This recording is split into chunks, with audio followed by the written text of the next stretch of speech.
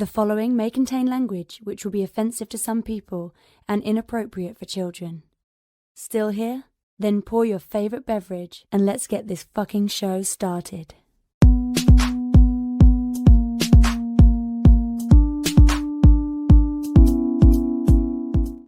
Fantastic Forum, assemble! You are watching Fantastic Forum, the premier show about comic books and your live weekly conversation about entertainment and geek culture. We are the Fantastic Forum, coming to you live and direct from the Hall of F. Hope you're having a wonderful morning, afternoon, evening, or night, as the case may be, depending on where you are in the world.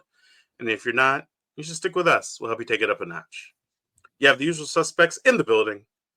First, he is our riddle inside of an enigma trapped in Chinese finger cuffs. You don't know him.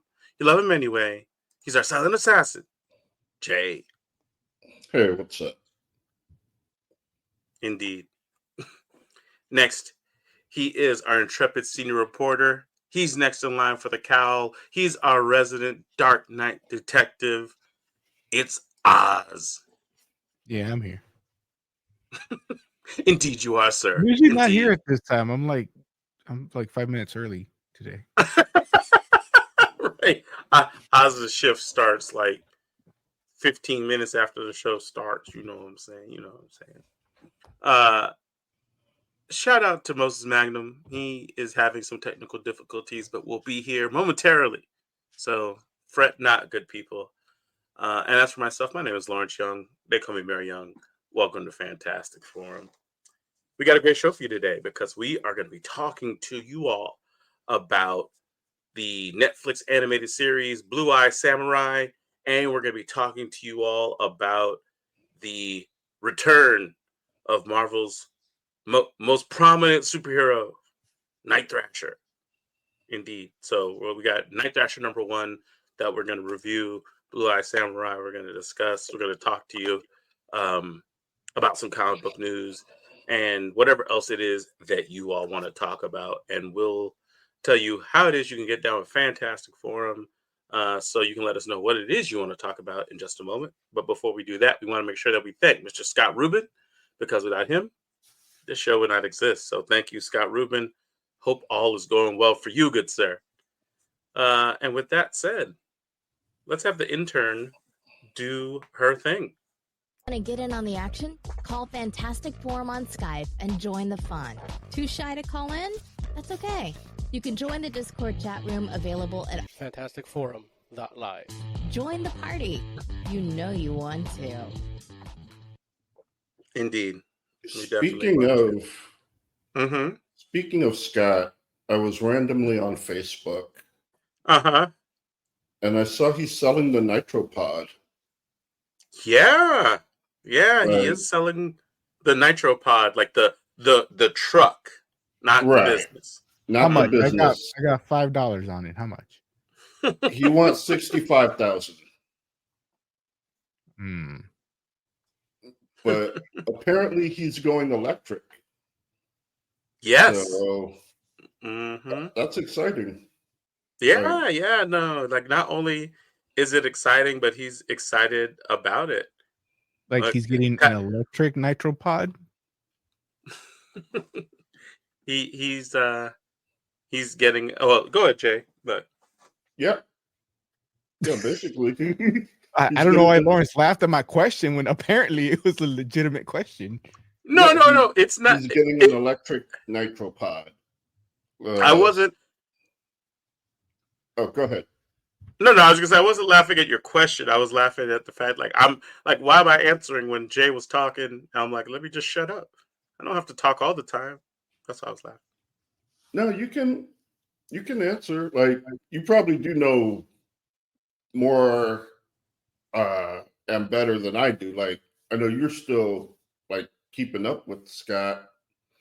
I just happened to see a Facebook post. Yeah. I don't know if an all electric one is like, he's gonna drain that sucker quick with all the electronics he runs in it. He's definitely not gonna be able to broadcast from the thing unless he gets the generator. Yeah, he's not really doing as much the whole like food truck aspect of it.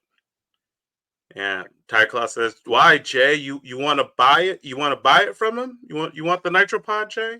No, I'm just remarking on the end of an era. Like, Mm-hmm. man, like I remember when he first got it, it was like Mm-hmm. this new thing, the frozen liquor ice cream deal. Like, Mm-hmm. man. Mm-hmm. And Right. we would see him like at the conventions, like selling, and it's like, Right.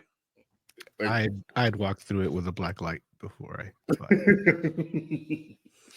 What do you think Scott is doing and has done to the Nitro Pod? Look, he's got kids now. He sells nice cream. Yeah, Moses Magnum, ladies and gentlemen, in the Extra building. cream. Yeah, with Rat boy. the friggin' you got the whole was it the walleye going on? Like, Wow. Stupid shit.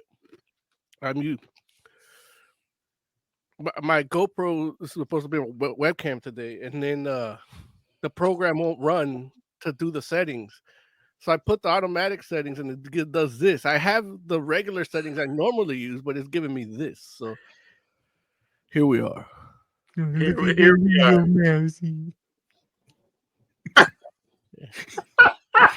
Ladies and gentlemen, the next Supergirl. My cheese. Oh, jeez.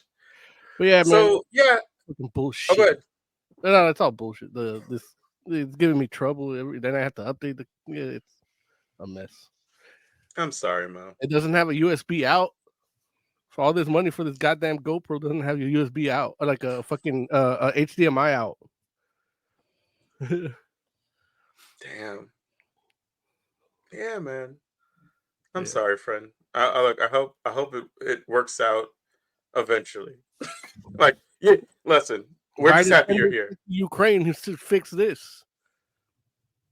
What? I didn't be worried about Ukraine. He should be fixing this. Oh, dude, there it is. We need Congress to allocate funds to Moses's webcam. We have problems at home. We have problems at home. Dude, So, you see those ugly ass Trump sneakers? Like, did you see those? I gave Larry a pair like 10 years ago. They look like somebody spray painted some old Nikes. No, it's the creative reaction. If you look at the old school creative reactions, they look like that. And I gave Larry it was black and gold with gold. It was black with gold tiger stripes. Mm-hmm. He doesn't wear them. They're not. I'm not that started supporting Trump. Was that the genesis of that? No, he ripped off my design of the shoes I used to like to wear. That's the problem. Yeah, sue him. Everybody else is. Yeah. And they're winning. And they're winning. If you want to buy a new webcam, just go to New York, say you're not here legally. They'll give you $10,000. Yeah. Is that how that works? It is now, actually. Is that how it works? Okay. Just give you $10,000 for being undocumented. A plane flight is not that expensive to New York right now. So yeah, but then they make me want to go back. They have to go back to Florida or wherever the fuck with that money. Nah, you'll go to it's just in a debit card. No, but they don't want you there. That's the thing. They're giving you money to get the fuck out. It's not. It's the hypocrisy of the sanctuary city thing. Hey, we'll fucking come back home. There, like, all right, buy a plane ticket back home. You're out. Anywho, just made 9 G's. Times 4 if we all do it. Yeah, I think I'm gonna have a tough time selling myself as an undocumented immigrant. I don't think you'd ever have a problem selling yourself, Lawrence. Well, he's doing a good job of selling himself short. All right, we're going down a bad path. We should start. So, I apologize. But going back, we were talking. Mo, you just came in. We were talking about. Jay was saying he saw that Scott selling the Nitro Pod, like the vehicle, on Facebook.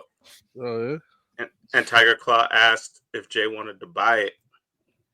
But yeah, it turns out that Scott is getting an electric vehicle, and he doesn't he doesn't really do like the food truck scene as much anymore. Mhm. He does more like private events. So it'll be primarily for transport and for like promotion or whatnot. So is he giving up on making it like a broadcasting truck? Yeah. He hasn't been doing that for I don't know how long. Which, I like the idea of it being a broadcasting truck, but apparently that idea did not come to fruition. You don't need that anymore, really. Right. Like your broadcast studio's in your pocket, right? Yeah. Like I'm the dummy here using this, trying to use a GoPro as a webcam because I could use my phone and I need Mm-hmm. It's okay. You're not a dummy, Mo. You just you wanted a particular quality. Whoa, Mo. Hold on, man. No.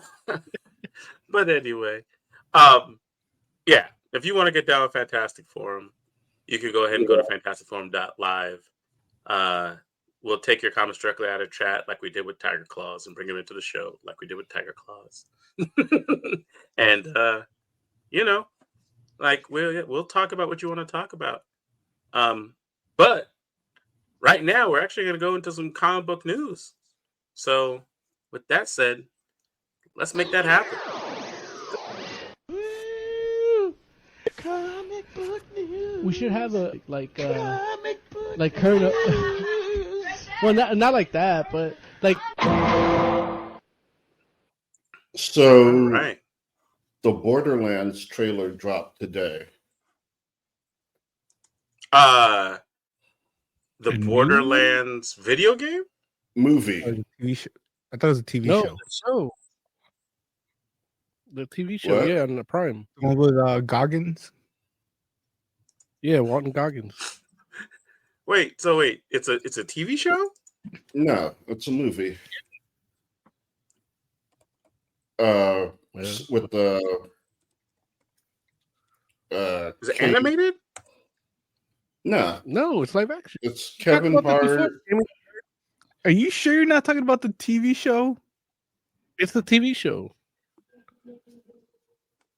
So I'm just saying, like, I'm trying to get it No, straight. it's Like, They say it's a movie. Who's they? The producers. Producers are idiots. wait, why are they idiots? Look what they did with Madam Web. Those aren't the same producers. They're all the same people. They're all the same. It's a small group. Producers be producing. It's Okay. Kate Winslet, Michelle Pfeiffer, Michelle Pfeiffer. Kevin Hart, Kevin Jack Hart. Black, and I forgot the other two. Wait, did you say Fallout or Borderlands? I said Borderlands. Fallout is a TV show coming from Amazon. All right, no, I was confused. My mistake. I Oh, apologize. Jesus, man. Come on. Yeah, I was confused. What a moron. As the preeminent opener of Fallout boxes, and plus I was just being excited about that. I got sorry. It's in my head. I was playing with my What package a earlier. fucking idiot. Yeah, my bad. Y'all got me out here questioning Jay. You all know Jay don't talk until he knows stuff. So it was a full trailer because I saw the poster. Yeah, the teaser trailer dropped yesterday. The full trailer dropped today. Is Wolverine in it? No. Like, hardly anyone is in it. It's weird. Everyone just sounds off. Well, would you be upset if that Deadpool movie has multiple Wolverines that are different actors? Like No, all the ones we wow. thought we talked about might be it, like actually show up as a version of Wolverine. I want to hear more about the Borderlands TV show. Wait, No, yeah, Jay, finish your story. I'll get back to that later. We'll get back to it. Sorry, Yeah. I'm distracted today. No, that was the trailer dropped and everyone sounds weird. Yeah. And now when you say they sound weird, what's that mean? Well, it means I've been listening to the characters for like 3+ games, and everyone sounds different. Well, like Well, but Jack Black is Claptrap, right? Yeah, like Which is it's dumb weird because because you he's have a voice actor for Claptrap that sounds just like Claptrap. right. I haven't seen the trailer, but you have. I'm assuming Jack Black does not sound like Claptrap. He sounds like Jack Black. Both. Like he both. sounds like he sounds like Jack Black, but he also has a filter that sounds like Claptrap. So he sounds like both at the same time. Like That sounds like a win. it's not. No. It's Black really distracting. Jack Black. I love Jack Black. Like I would consider myself a Jack Black fan. Mm-hmm. And I don't know, it's just the voice is off. Jack Black is the same in just about every movie he does, and that's not Claptrap. I don't know if I would say that, but I get what you're saying. And yeah, I don't know, like he sounds like the attitude, like he can play a Claptrap unit. He just doesn't sound it. And I know they are doing, like, there are a couple of jokes where I'm like, oh, that's a little off. But for the most part, he acts fine. It's just the voice is a little distracting. And Kevin Hart, like, is bouncing between actually doing a decent Roland and being himself. So it's like, Who's he playing? Roland. No. The black character from the first 2 games. Okay. Wow. Tiny Tina's like, oh my the god, person that does Tiny Tina in the games is an actual actress. Like she doesn't look or sound like Tiny Tina, and it's like it's not just her voice; it's like the way she speaks. Like she does not speak the way Tiny Tina does. Who's playing Salvatore? Not sure if he's in it. Oh, Like not everyone is in it. but you said everyone sounded off. Everybody. I'm kidding. I'm just Yeah, everyone that's in it. Yeah, no, I'm just messing with you. Is Roland short like Kevin Hart? No. And for the most part, I think they are putting him up on lifts. So like, No. Are you serious? yeah, like he does come up to like people's shoulders. Like they're doing their best to hide how short he is. Well, but isn't In the the trailer, rest at of the least. cast primarily women? Yeah. But he's a big little man. So the women are short already, probably, right? So if he's coming to the shoulders, Kevin Hart is really short. Like I don't think you understand how short Kevin Hart is. Like normally he only comes up to their waist. Like he should be the next Wolverine. You were dumb. He should be the next Wolverine. Well, he could be Puck. No, he can't. Yeah, No, he can't. Tiger Claw in chat, I saw earlier, he said that the trailer is giving off this Guardians of the Galaxy vibe. I don't know if Tiger Claw means that as okay, what's that mean though? Is that a good thing or a bad thing? Like I don't even know. People are saying it like it's a good thing. Okay. I don't necessarily think it's a good thing. Mm-hmm. They're 2 different properties. Like they should not be the same. No, and, I would agree. Yeah. In any case, it's coming out August 9th. August 9th? I don't think I'm looking forward to it. Like, I'm going to see it. Uh-huh. But I don't think I'm looking forward to it. I know Curtis is Dr. Tannis? Yeah. I know what we're doing for Jay's birthday now. It's weird. Like, I don't know if they get Tannis right. I would love to see her portrayal of Tannis. But I'm not sure if they're gonna do it right. Okay. Because Tannis is insane. Like, she's been alone too long. She sees ceiling chairs. I mean, Jamie Lee Curtis is an amazing actress. I don't know if she can pull off Manic. I don't think I've ever seen her do that. That's true. Dude, Roland is the same height as Tiny Tina. Like, if that's them trying to hide it, they didn't try hard enough. So I don't see any That's tattoos on Kate Blanchett. Isn't she supposed to be? Yeah, she's supposed to have the blue tattoos. And they'll probably come out when she's using her powers. Yeah, I don't know. It's like I want this movie to be good and to succeed. What they've given us in the trailer, yeah, I don't know. Like, yeah. So it's not looking good to me. It looks like a giant green screen nightmare. Did we talk about this before, that this movie was happening? Yes. Mm-hmm. Oh, okay. Must I have don't been remember anything about it. Because it's Eli Roth, and it's been through a couple of different production teams at this point. It almost seemed like it wasn't going to happen, and then Jamie Lee Curtis came in that she's on board. That's when we got like confirmation and stuff. Right.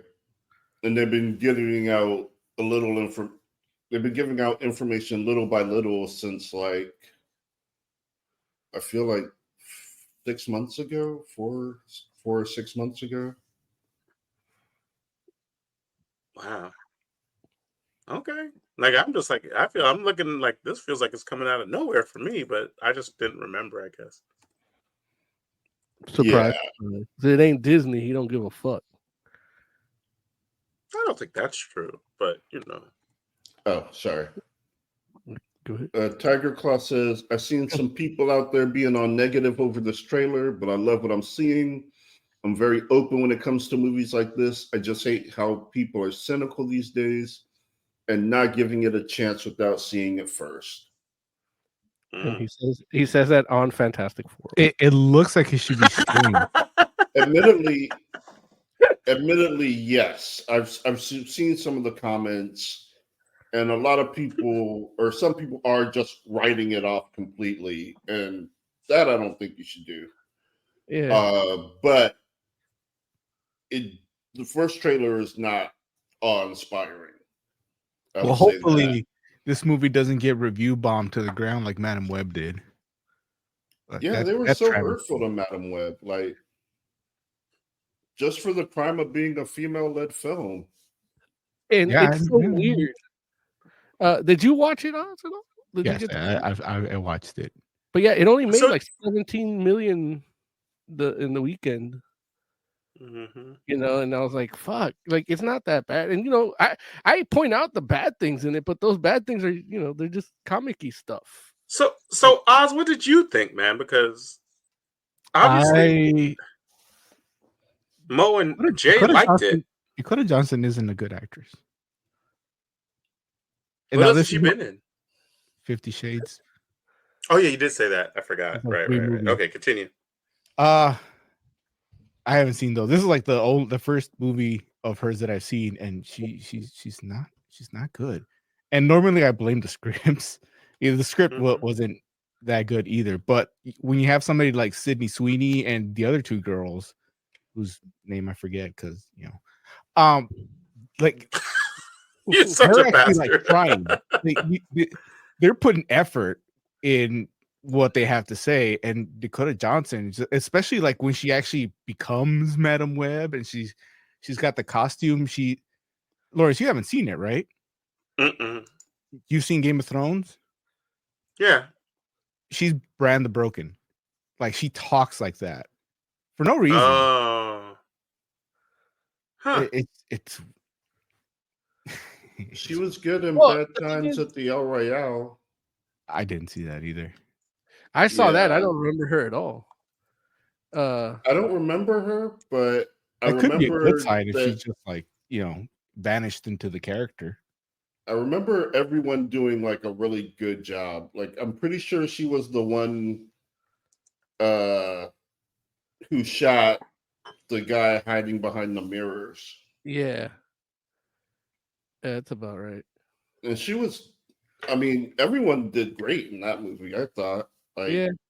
And she is like, that's one thing I said when we talked about it last week. Is like she's not the greatest actress, but she's doing her part here. And as far as like Madam Web doing that for no reason, that Madam Web, that's how she is. Yeah, she's just she's a couch that talks. Like that's about spiders and mystical stuff.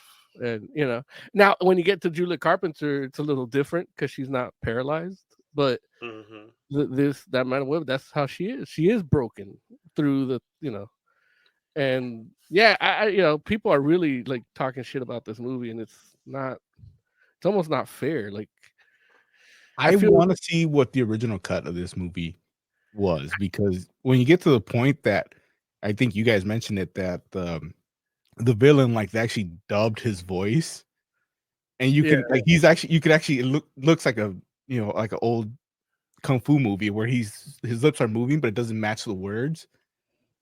I want to know what it feels like. It was a completely different movie that at some point just got redone, and I don't know who stepped in or why. I want to see that original cut, or at we least should the outlaw original. test screenings.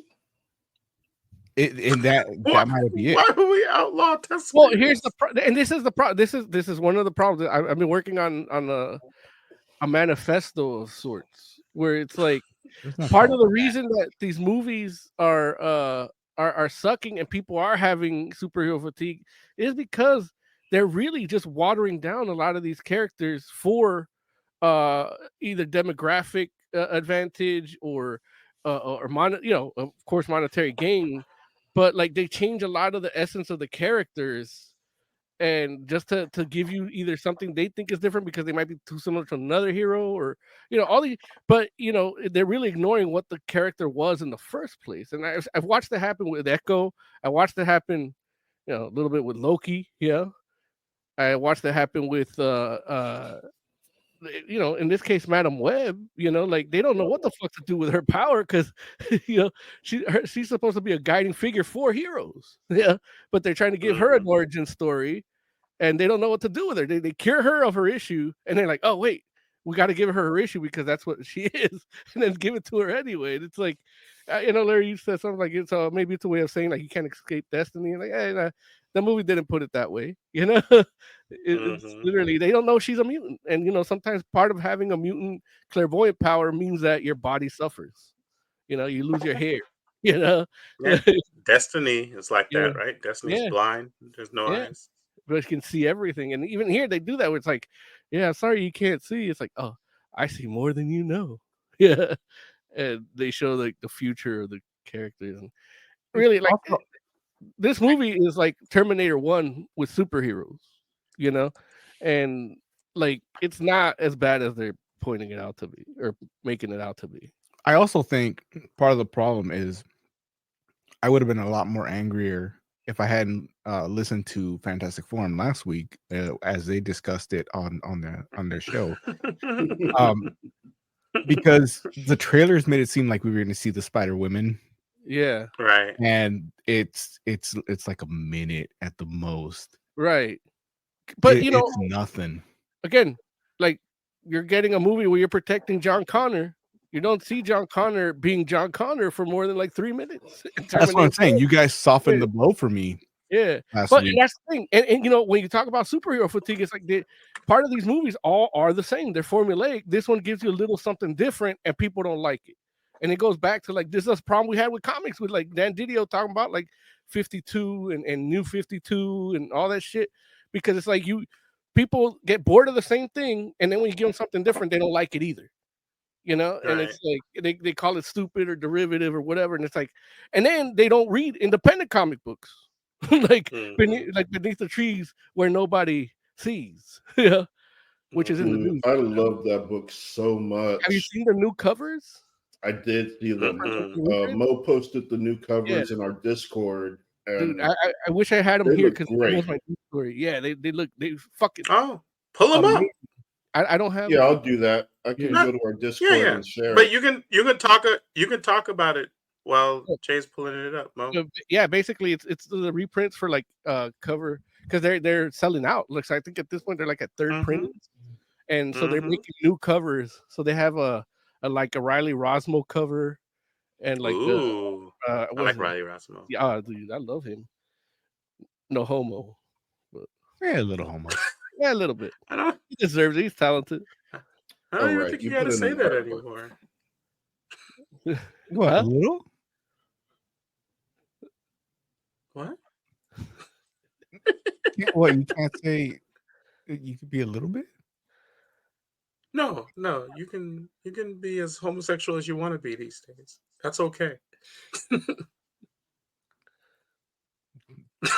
Gee, Lawrence, thanks for your approval, I guess. Yeah. So there's that one is the Riley Rosmo cover. That's crazy. And then there's the Jesse Lonergan cover. And these are going to be in stores April 3rd. But this looks better than the original covers. You know what I mean? Wait, is that the like number 3 just came out recently, right? Yeah. So it's the second printing for number 3. The other one I think is the third printing for number 2. I think is what it is. That's very cool. I like that a lot. Yeah, third printing for number 2 is the Riley Rosmo. I can't wait to get the trade paperback with all these covers in it, because the digital trade. And the story is just so good. Like, I love her as a character. Like, she's awesome. She's going around like spying on people, and it's just good. I know we're not reviewing that right now, so I won't get too into it. Yeah.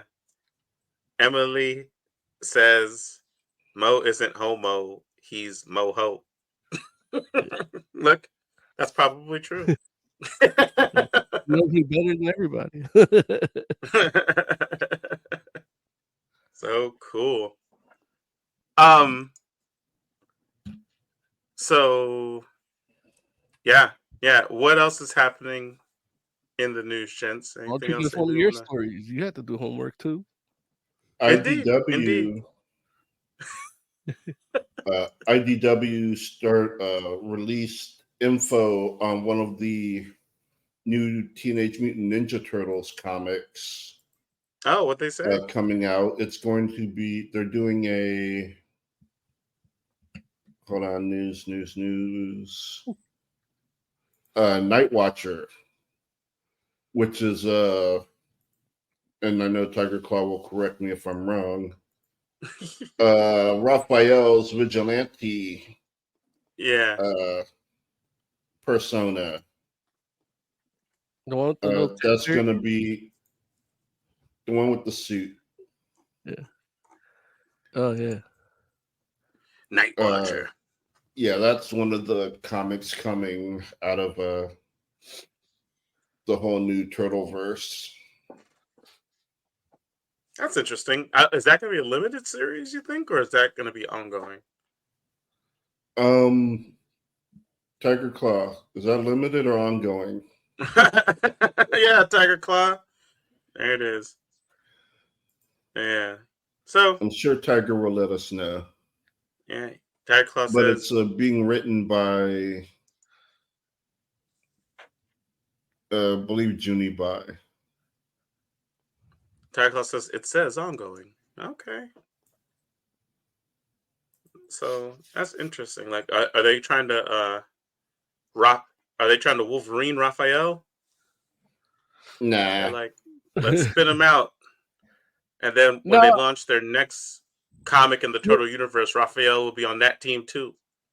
what it is, it's we thought of different ideas. We could go with, when we got rid of Transformers, we dumped that property, and GI Joe.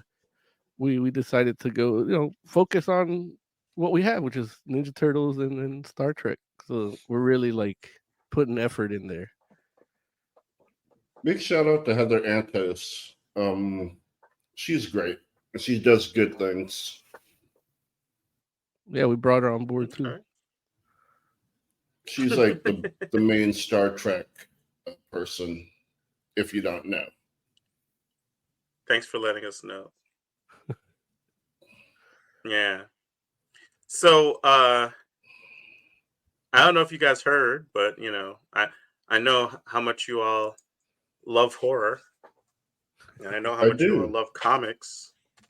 I love I it. I don't know if you heard that EC Comics, which is friggin' like horror comic book royalty, EC Comics is coming back as an imprint. I did hear about that.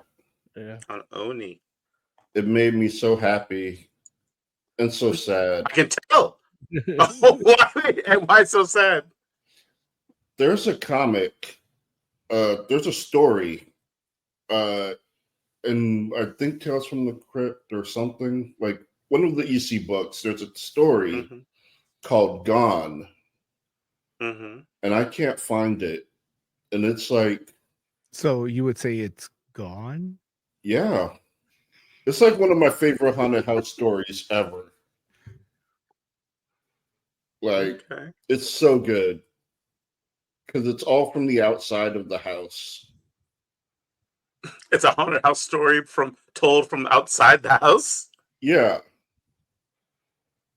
Okay. Where basically this kid and his friend, like his friend goes into this house that's haunted, and then people keep coming up to him like, hey, where's your friend?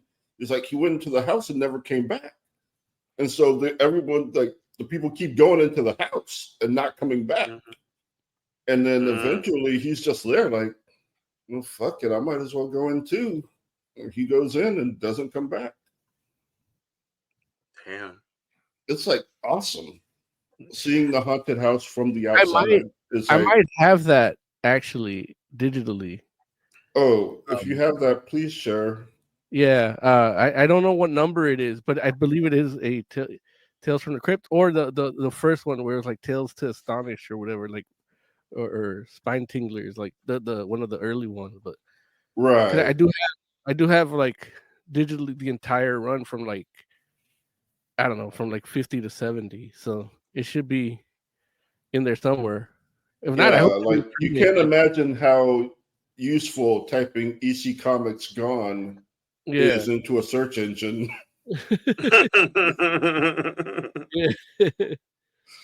So Oni is publishing 2 issues of EC Comics, or is saying they're going to do 2 issues of EC Comics, or I should say 2 EC Comics titles monthly, and is going to have a rotating cast of creators. And the list, I mean, it's a long list of people, but just some of the names that are associated: Jason Aaron, Brian Azzarello, Cullen Bunn, Cecil Castellucci, Joshua Hale-Fialkov, Matt Kent, friggin' Peter Krause, Dustin Weaver. Like that's literally like just like it's not even half of the people that they've listed. So that's great. That is man, that is some talent.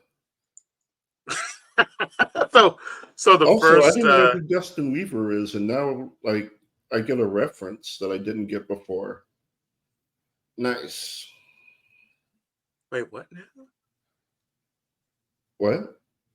What? Oh, I said Never- Dustin Weaver. I didn't realize he was a person. The Spider-Man mentioned him. Oh, okay. Yeah, he was Got it. like Dennis Weaver, the Great Weave. Like, I always get them mixed up. Okay. Okay. It's Spider-Man, he's so random. So the first comic coming out will be Epitaphs from the Abyss, which is coming out in July, and then Cruel Universe, which is coming out in August. So yeah, so you horror folks can be looking out for that. Comic books is my chosen medium for horror, so like if I'm gonna mess with it, that's where I like to mess with it. But You gotta watch the trailer for Imaginary. listen, you The have to new watch the for new Imaginary. trailer is so much better Yeah. than the old one. It's like Yeah. they used the song "Just My Imagination," and you can't make that song scary. Like, it's not scary, it's not creepy, it's just a fun song or a boring song, depending on if you're in the mood for it or not. And like, it's all over the first trailer, and it's like, come on, guys, that's not. This is bad. Joe's But their second disappointed in your trailer, horror attempts. yeah, this second trailer is pretty good. What song do they use in this one? Oh, they still use Imagination, but it's only at the end. It's not throughout the whole trailer. Okay.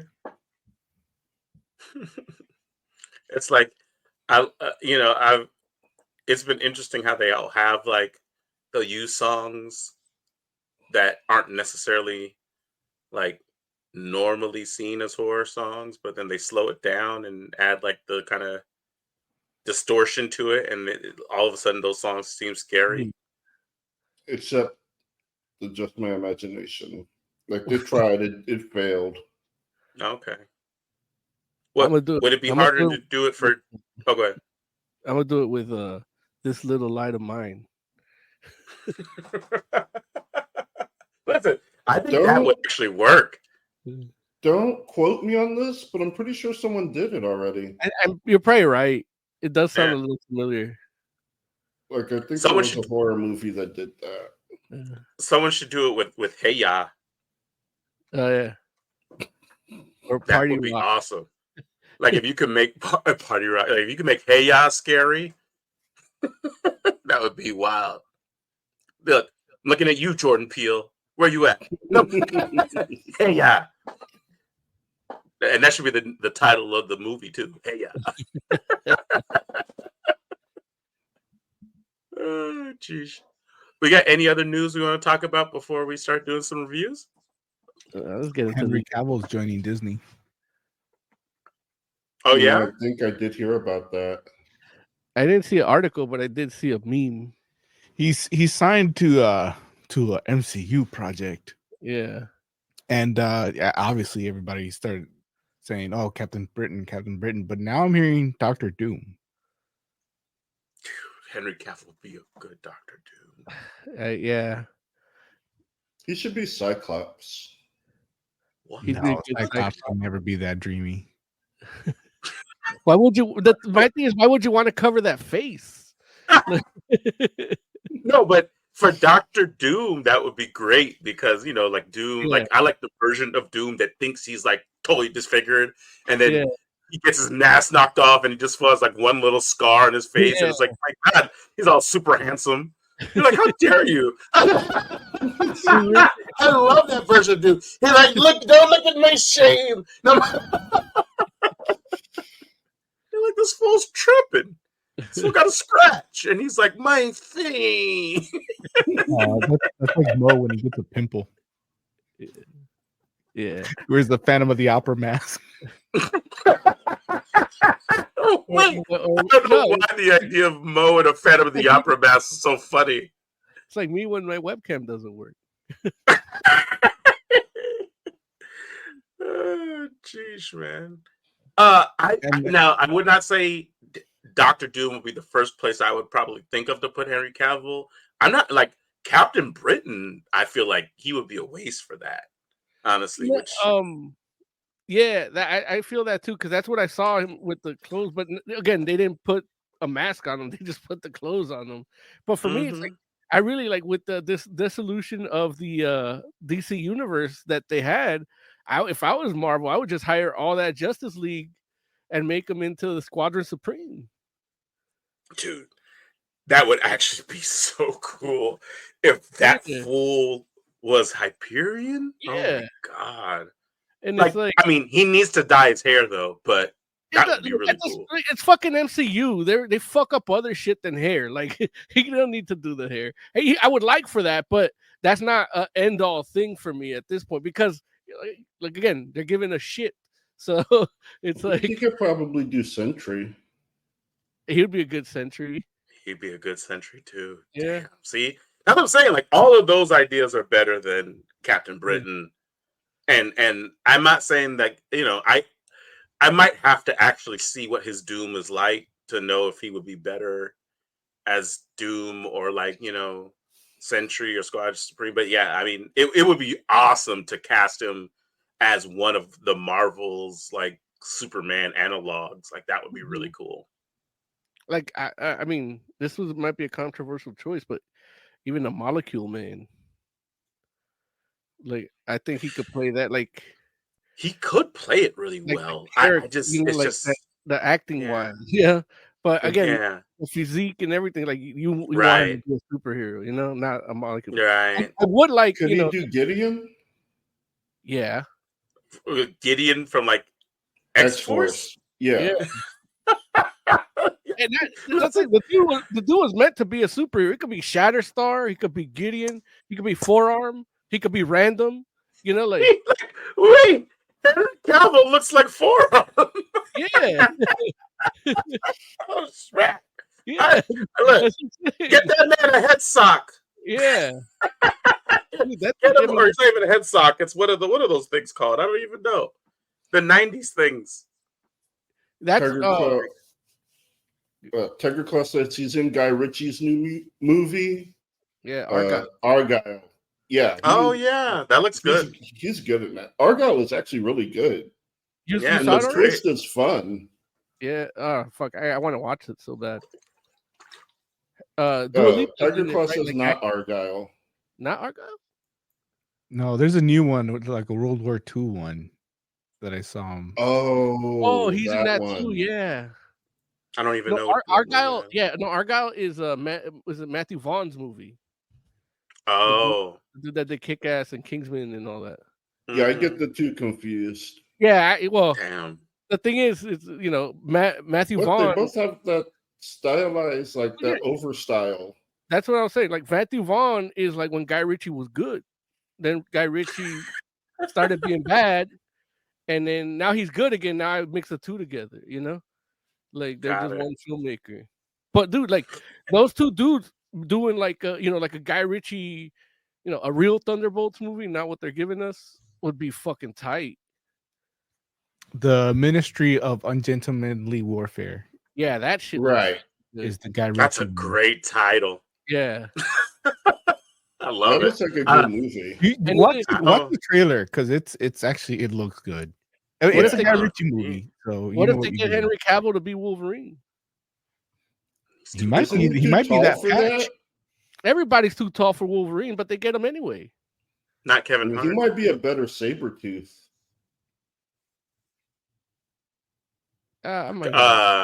Henry Cavill might be a better Sabretooth. Like what they'll probably do is they'll make The Rock Sabretooth and then Homeboy will be Wolverine, so you got that height differential too.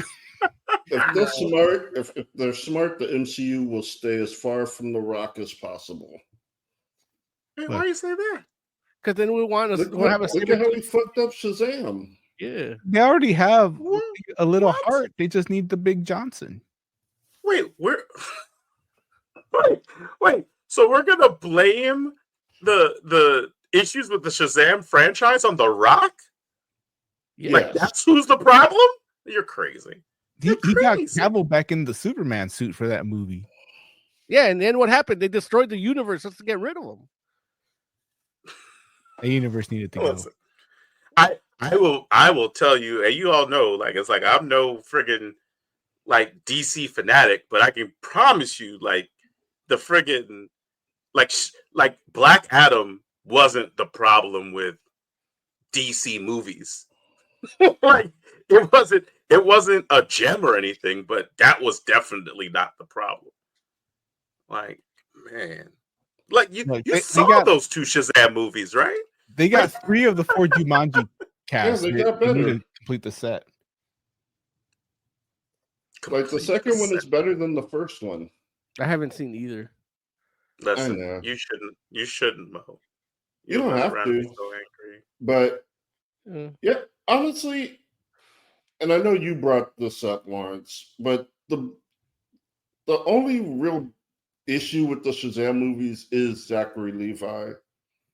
Like he acts more childish than the person playing Sam.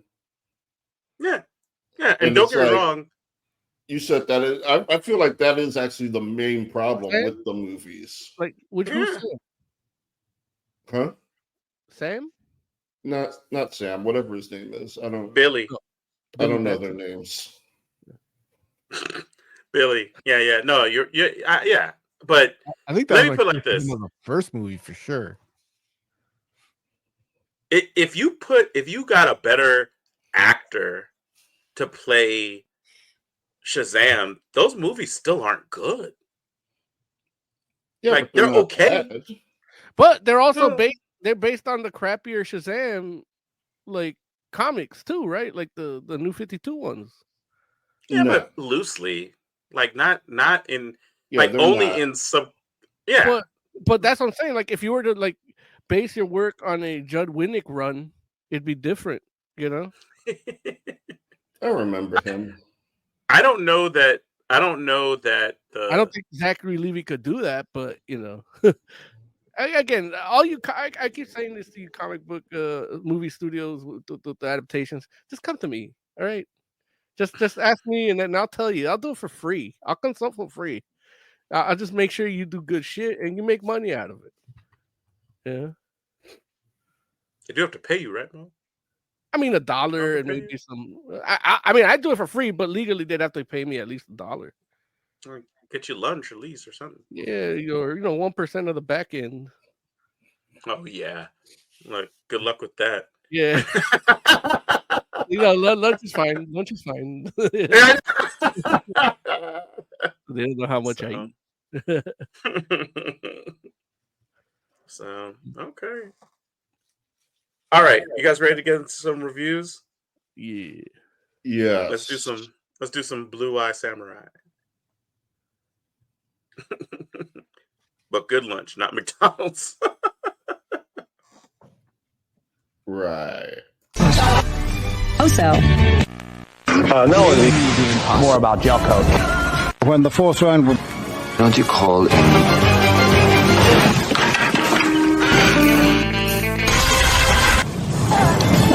Does it look good already? Jumbo Scampi for limited. All right.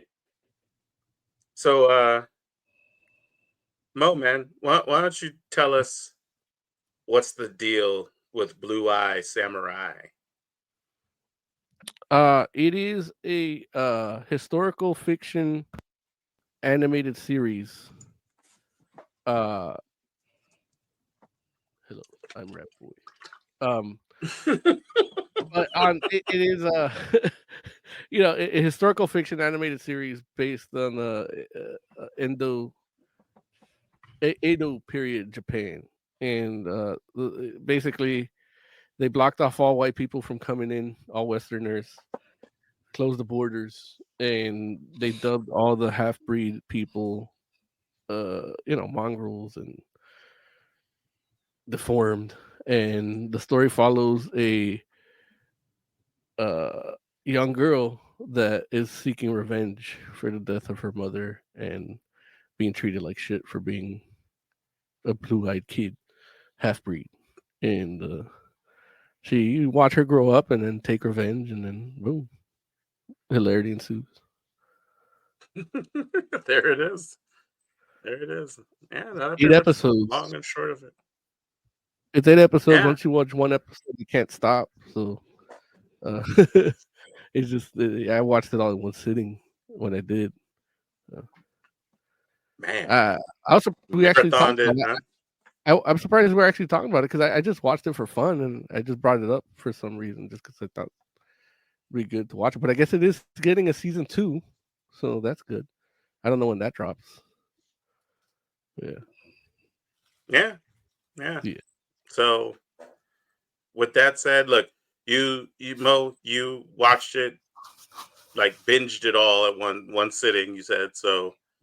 I suspect that means you liked it, enjoyed what you were watching. Yeah, I liked it until the end. The end I felt I didn't enjoy. Like they busted a Walking Dead where they get in bed with the enemy. They set up for season 2. Yeah, but still, like she could have figured out what London. I'm agreeing with you though. Like, yeah, the whole show. This is her main thing that she wants to do, and then she doesn't do it. It's just yeah. I don't know. I don't like that ending either, but I get what they were doing. And wrecks all of Japan, like socio-politically too, in the process, because she couldn't kill him in the first place. So comes are we back. really gonna blame the Blue-Eyed Samurai for that? Yeah, if she would have killed him then, that it would have happened different. Yeah, on the first try, Again, she wasn't ready. That's the crucible. I get it. I'm down with it. But you tell me, give me a season where they don't kill him twice. Like, I mean, imagine this would have happened on Death Wish. Yeah, or what? in like Death Wish or Kill Bill. Yeah, like people would be disappointed. You know what I mean? I don't know. Only because it's like there's a good reason behind it though. And that's the problem. I mean, like where it's like but she could have figured out what London means without a white man. Like he could have died. I don't know if that's true. Maybe. She's smart. Maybe. Like here they also could have they could have done it in a way where she can get the information she needs and kill him. He's business partner with the other two. Like there's ways you could have done it. And it was actually kind of disappointing because up until that point, it was a very well written TV show. Okay. So you really feel like that, huh? A couple of confusing points. For me anyway.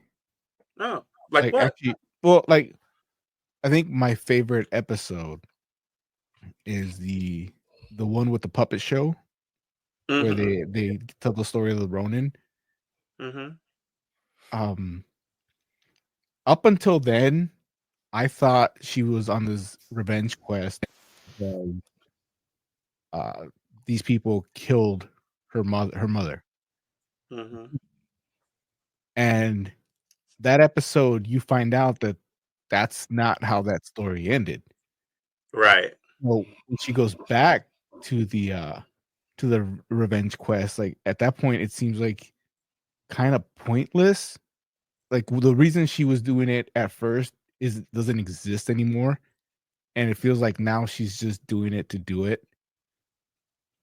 So it's still well written, but at that point, I'm like, okay, well then obviously she's just like that episode describes is she's turned into this revenge monster or taken over by this demon or however they describe it. Like she's just vengeance, and like there's no like I was wondering what is she gonna do after this, after she's done, because then at that point she's got nothing. Right. Well, right. No, I mean the real thing is she hates herself.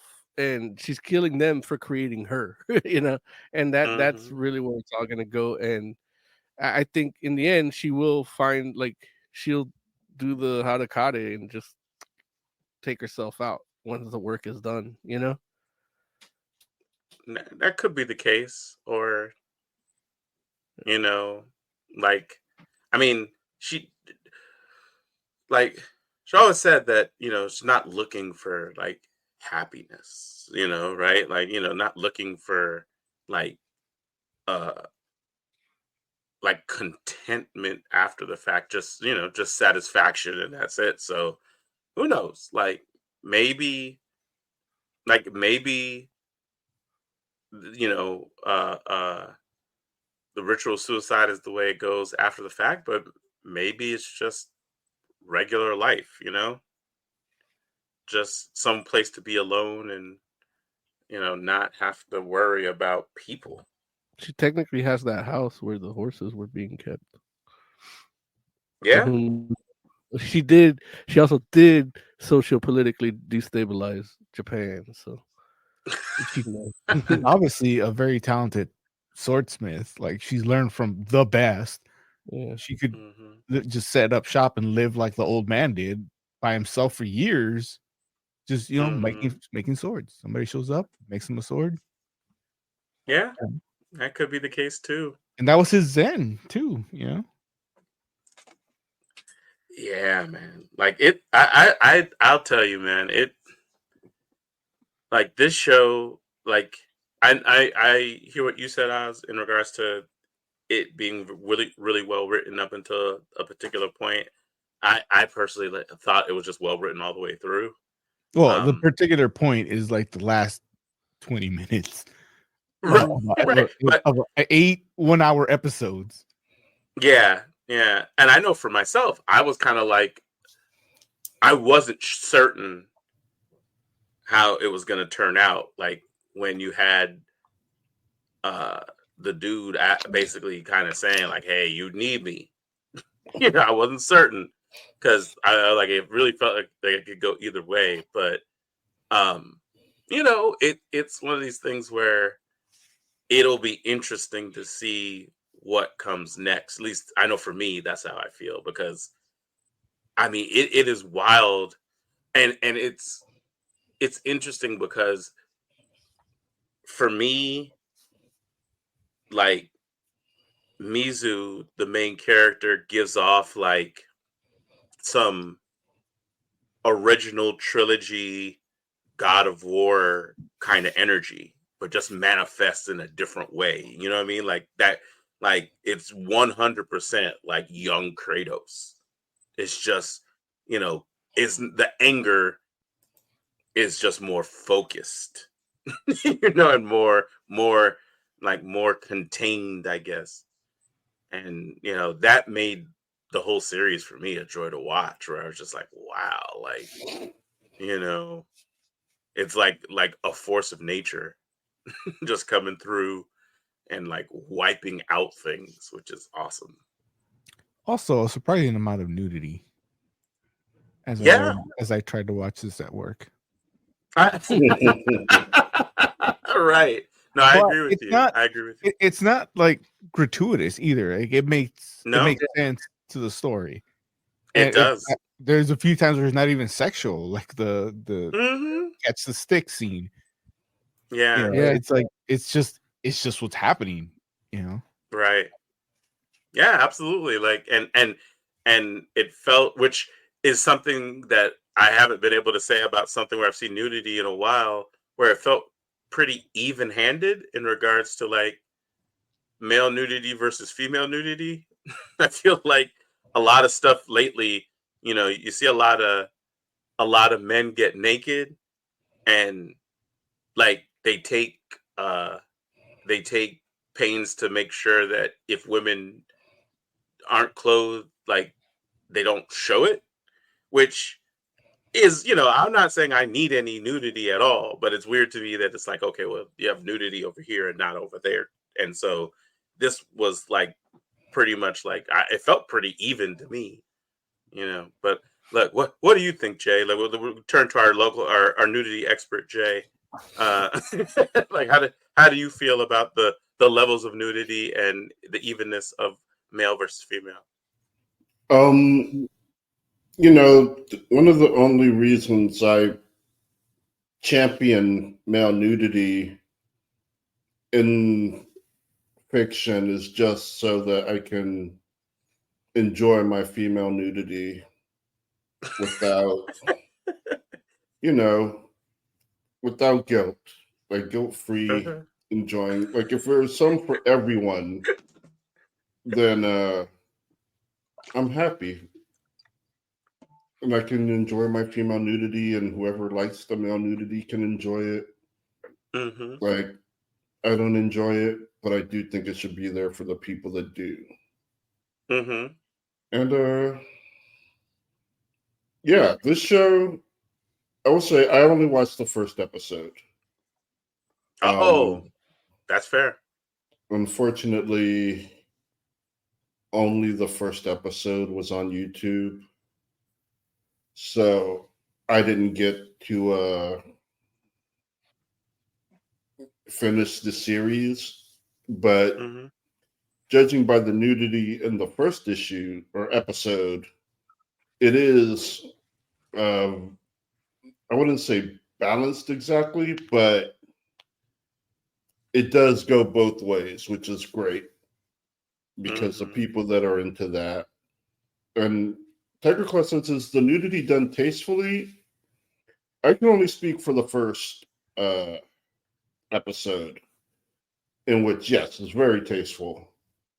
You have like a scene where a guy's getting thrown out of a whorehouse naked, and another scene where women are trying to sell their goods, and it's very tasteful. I think God would approve. You think God would approve? There's like 2 or 3 like actual, like if it was a movie, would be like actual sex scenes. Mm-hmm. I think, and 2 main ones that I can think of, and I think the way they were done, it's obviously a sex scene, like but it story wise, it fits with what you're watching. Mm-hmm. Trying to say not to say too much because one of them is like really spoilery. Mm-hmm. But yeah, but there's like two full episodes that take place in a brothel. Mm-hmm. And so Yeah. it's like when there's a scene and the characters are walking through a strip club and there's topless women over there, where there's topless woman over there treating this guy like a baby, and Mhm. so there's little things like that. And then yes, I don't know what Tiger Claw considers tasteful, but it's Mm-hmm. not gratuitous is the Mm-hmm. best way I can put it.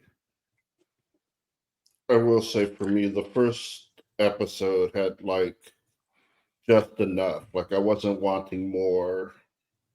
Like I felt it was like just a good amount. And it was interesting to me, at least because, as I'm watching the first episode, I have a ton of internal dialogue. Like, they started showing like the new characters. I'm like, oh, well, they're not going to show the main star nude. And, this was, I was thinking before, I thought like, Mm-hmm. oh, that's a girl. Like, that's definitely a chick character, which is not revealed until the end of the first episode. And then they reveal it, and I was like, oh, I was wrong. It's like, that's interesting. Mhm. Yeah. Yeah. So, very tasteful. I was not like I was not left wanting for nudity. I think there is a point where it kind of borders that gratuitous area, but it's also those scenes are showing you the depravity of a character. Mm-hmm. So even then, it's part of the story. Yeah. It's not just nudity for nudity's sake. Right. Yeah, no, I mean, and I think like, I'm pretty sure we're thinking of the same place, the same point in the story, but even then, like considering like the things that are actually happening, it's like depicting what's happening is done as tastefully as that can be depicted. Yeah. Yeah, that I like, I didn't tell you to stop. Like I laughed. Right. Yeah. And I was like, man, give that young lady a raise. Like, she needs someone to put her out her contract. It's crazy, man. But no, man, this joint, that Madam is probably one of my favorite characters, dude. In this like, whole and thing. I think that's where this whole series shines. It's like all the characters are phenomenal, man, and it's just like you literally like I know for myself, I was like, it almost felt like you could follow any of them. And don't get me wrong, like Blue Eyes. Yeah. Yeah, absolutely. Friggin' Ringo's the man. Like, and that's what I'm saying, where it's like over the course of the series.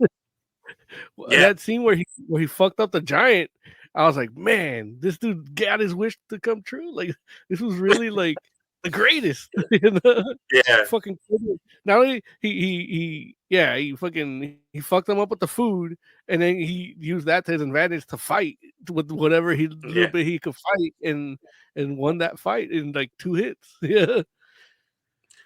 And it's like literally like, I know that like I cared about what happened to like almost every character, like where I was just like, like it genuinely was just like, man, I wonder what's going to go down with this person, or I wonder what's going to go down with that person. And so it's like, it's really interesting. And even in the course of getting to the end of the series, it's like,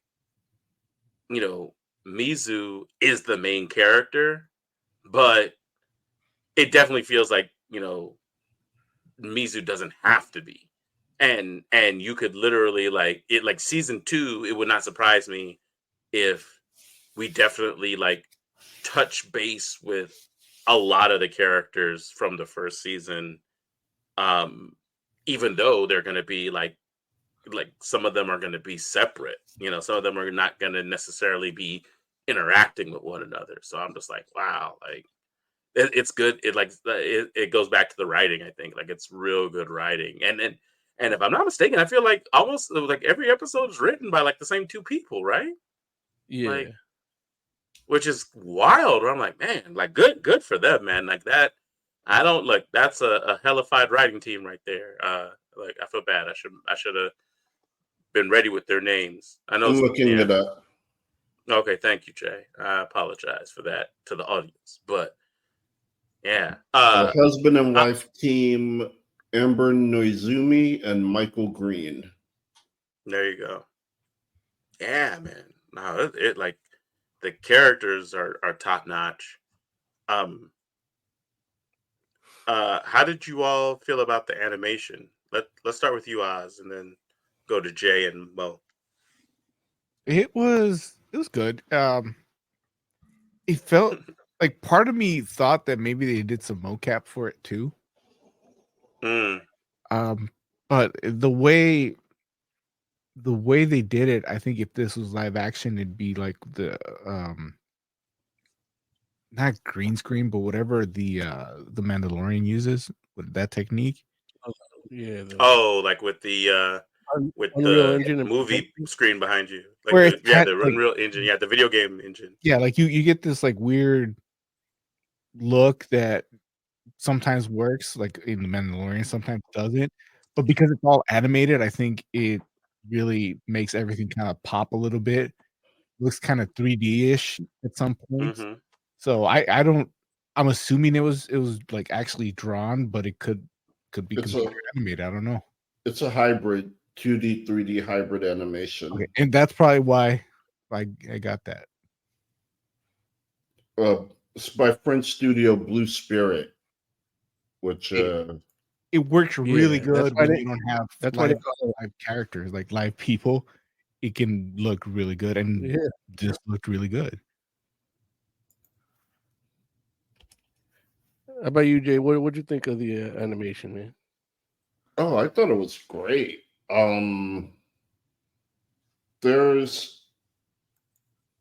a scene in particular which is not a like the fight scenes are great, but there's a scene in particular where she's just like there on the ground and she takes off her hand and leg weights, and it just looks like phenomenal, like the way that looks. And she goes after her rival, and the animation definitely is great. Like when it's I'm tripping over myself, but yeah, I really enjoyed the animation. Everything looked good. The fight scenes actually look really good. I thought. Yeah, the core. That's when like Oz kind of says where it kind of feels a little almost like motion capture because the fight scenes really in particular stand out for me. The colors in the animation and the vivid and the shadows and everything really add to the scene in every frame pretty much. I like the color palette, and then the animation in conjunction with the voice acting I think really works for me. The lady that say, oh sorry, go ahead. I'm sorry. The lady that plays Mizu, Maya Erskine, like I'm a big fan of her. She's in the new the revival of Mr. and Mrs. Smith. She's Mrs. Smith, but she's in a better show that she created and wrote herself called Pen 15. And wow, she plays a 12-year-old girl, and she's roughly my age. So she's recounting her story of being in like 7th grade, and it's very similar to my experience being in 7th grade. So I love the show. It's like, oh man, she's like people that do shows like that, like the Eddie Wong show too, Fresh Off the Boat. Like it, it starts with him going to a new school for 7th grade, and that's kind of how my experience was too. So it's weird how similar experiences make, like we feel isolated then, but we're so similar looking back on it. But she's great, brilliant writer, brilliant comedian, and like dramatic voice actress too. Now I can add to her repertoire. This studio also worked on Gremlin's sequel of the Mogwai. I don't know if anyone saw that, but they also worked on What If. Oh nice. Yeah, man. But yeah, I love the animation too. Like it's pretty amazing, and like like the fight choreography is so good. Like I'm just like it blew my mind. Like, and it's crazy because it's like it's not like it doesn't necessarily invent anything new. It's just the way that it uses the kind of tropes of the genre. And I guess, you know what, maybe let me not say that, because maybe there are a few new ideas in there, but the fact is it just executes on such a high level, it feels like, with what it had. Like, I mean, the weights, like you all mentioned, is such a cool and impactful scene. But it's not like we haven't seen that before. But the way that it's done in that episode is so cool. And ironically enough, the weights are part of what made me kind of say, let me not say they don't bring anything new to the table, because the weights come back into play later. And I know for me, when I saw that, which I don't want to spoil it, but I was just like, I was like, this is some like amazing stuff that's happening right here. But It's so cool. What that scene does is so beautiful because it does it in a sense like, okay, this is a cool badass, but they spent time Yeah, not just showing you how she learned that technique, but also yeah, what it meant to her. So like right, that's recalling something real painful, and she's fighting with right. pain and your real Yeah, hatred now, yeah, yeah, and it's fucking amazing. And then how she yeah. gets It's like, her sword, because yeah, it's fucking amazing too. Yeah. yeah. No, it's just like it is like what when we talk about how good the writing is, because it's like it could easily just be amazing fights, Yeah. but like the fights tell stories, and there's like so much like emotion behind so many of the fights, and like so much like there like I said, like literally that scene that like we're not talking about it in detail, but that scene tells a story in and of itself in the background as well as in the foreground of the fight, and it's just like, man, it's something else. So yeah, And it's yeah, it reminds me a lot of like those old like kung fu movies too, or even mm-hmm. Oh samurai yeah, movies, but yeah, they yeah, can, absolutely, but especially the good ones where like the yeah, fights have weight to them, like emotional weight for the 100%. characters, like they could do exposition during a fight, and I think that's what essentially Dragon Ball Z did, but to a fault, like Right. but yeah, but yeah, that's so The good. the studio that did this also, I give them credit for paying attention to little details. Like Mm-hmm. there's an episode where she gets cut, like here somewhere, Mm-hmm. and the next episode, like you actually see where it's like the clothes was stitched back together. Yeah, And Mm-hmm. that's like a little detail that animated stuff usually just ignores. Like they would just have her in regular. They wouldn't take the time to draw in the stitches on the cuts Right. where she got messed up last time. or depending on her Yeah. wound, like throughout the series, like how far along she is in her healing. Like you see little droplets of blood, and oh, she got cut there last episode. Now she ripped Mm-hmm. one stitch instead of ripping all the stitches. Yeah, Dude. Yeah, man. Yeah. No, and for that's animation, all. that's an undertaking because people animation usually is, well, it's an art form, but it's also a way to cut corners too for certain things. So eh, the things that they choose not to cut corners here are the stuff that could easily be cut corners. Yeah. Mm-hmm. It's Yeah, I mean it. Oh, go ahead, Mo. it, Oh, no, go ahead, Oz. it's just kind of funny that they paid that much attention to like details like that.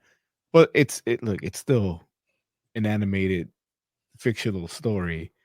So like she has to be fixed up and stitched up, and she's telling the dude, "I'll be ready in 3 days or 2 days. Yeah. I'll fight you in 2 days when I'm healed up." I'm like, Yeah. come on, dude, just put you back together with a sewing needle. You're gonna need more than 2 days. All Take right. 3, which I think they tell her. Yeah, take 3. Yeah, man. Dude, yeah. It's something else. Like But at the same I time, love like Mo was saying, like she does something a couple days later and snaps her stitches, and she's got to be sewn up again. So yeah.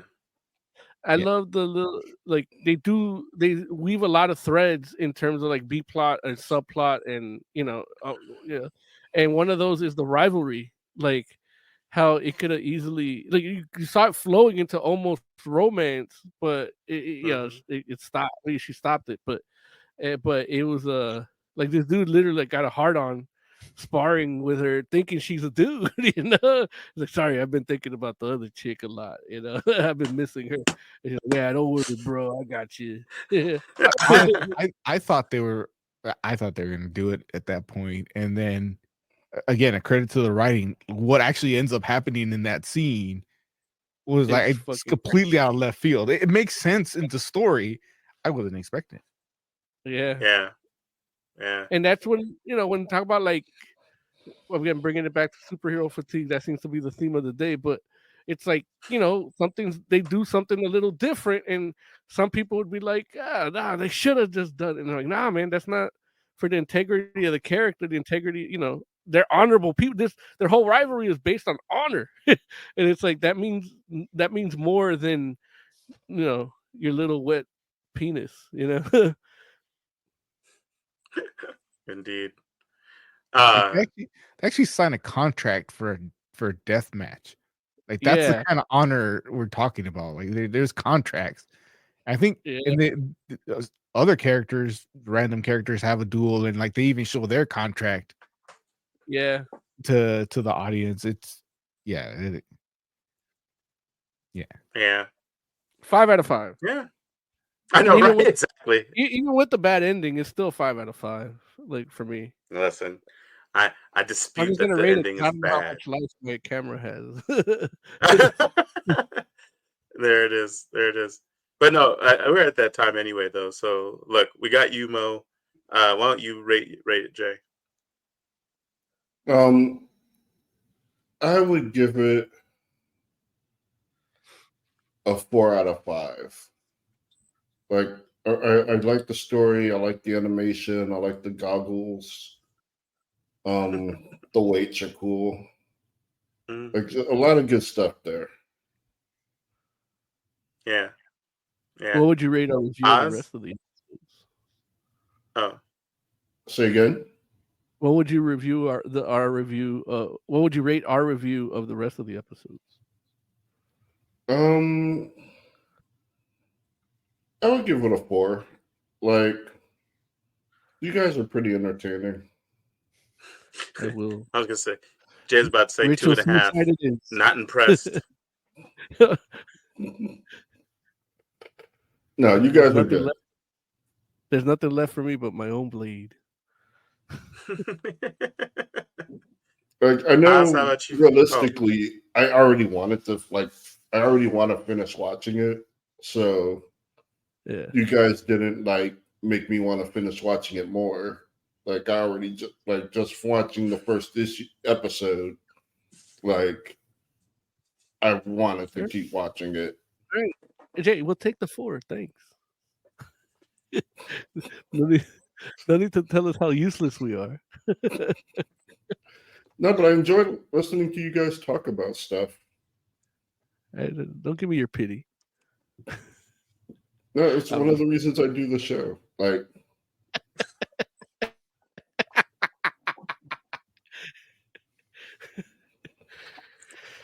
That's too funny. How about you, Oz? On my blade. I'm gonna go with 4.5. Originally I was planning to do what Jay did and just watch the first episode because it was free, and ended up watching the whole thing. So, jeez, wow, there it is. Did you watch it at one setting too, or did you? I couldn't because I didn't have that much time. Each episode is like 45 minutes, 50 minutes, or something like that. So I couldn't. I didn't have the time, but I wanted to. Right. Yeah.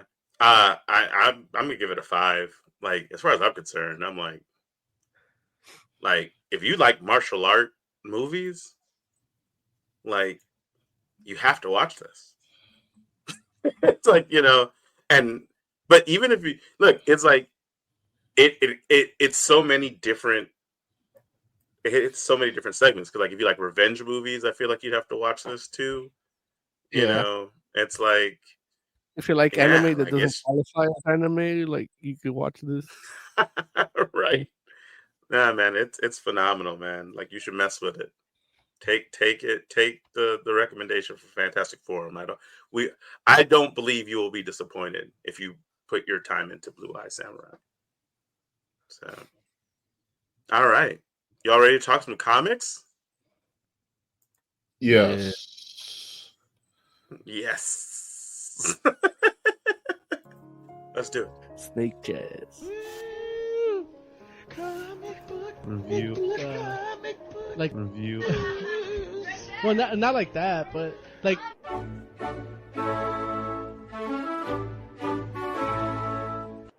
Yeah. Okay. We lost Oz.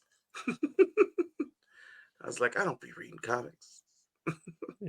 He's like, I will rest on my sword.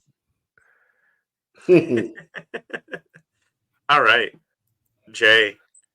I think it's only fitting that you tell us about Night Thrasher #1. Okay. And I'm just going to be talking about Night Thrasher #1. I was going to go through his history, but someone else did it, and I put that in our Discord.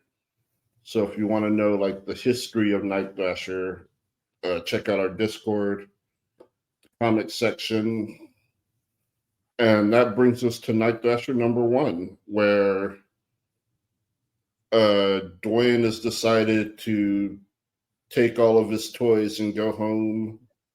He's shutting down the Taylor Foundation, despite the fact that it's doing good now, and despite the fact that his people are,